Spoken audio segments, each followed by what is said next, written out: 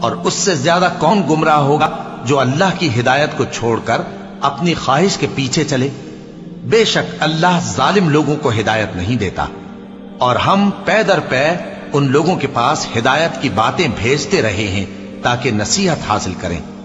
جن لوگوں کو ہم نے اس سے پہلے کتاب دی تھی وہ اس پر ایمان لے آتے ہیں، اور جب قرآن ان کو پڑھ کر سنایا جاتا ہے تو کہتے ہیں کہ ہم اس پر ایمان لے آئے۔ بے شک یہ ہمارے پروردگار کی طرف سے برحق ہے، اور ہم تو اس سے پہلے کے حکم بردار ہیں۔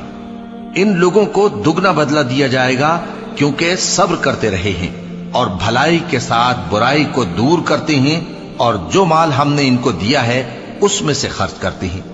اور جب بےہودہ بات سنتے ہیں تو اس سے منہ پھیر لیتے ہیں اور کہتے ہیں کہ ہم کو ہمارے اعمال اور تم کو تمہارے اعمال، تم کو سلام، ہم جاہلوں کو نہیں چاہتے۔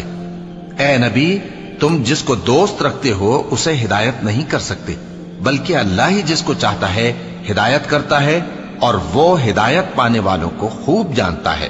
اور کہتے ہیں کہ اگر ہم تمہارے ساتھ ہدایت کی پیروی کریں تو اپنے ملک سے اچک لیے جائیں۔ کیا ہم نے ان کو حرم میں جو امن کا مقام ہے جگہ نہیں دی، جہاں ہر قسم کے میوے پہنچائے جاتے ہیں بطور رزق ہماری طرف سے؟ لیکن ان میں سے اکثر نہیں جانتے۔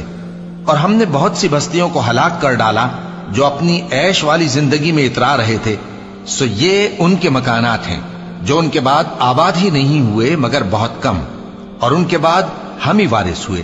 اور تمہارا پروردگار بستیوں کو ہلاک نہیں کیا کرتا جب تک ان کے بڑے شہر میں پیغمبر نہ بھیج لے جو ان کو ہماری آیتیں پڑھ پڑھ کر سنائے، اور ہم بستیوں کو ہلاک نہیں کیا کرتے مگر اس حالت میں کہ وہاں کے باشندے ظالم ہوں۔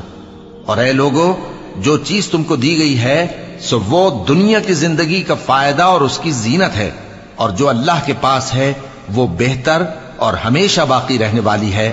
کیا تم سمجھتے نہیں؟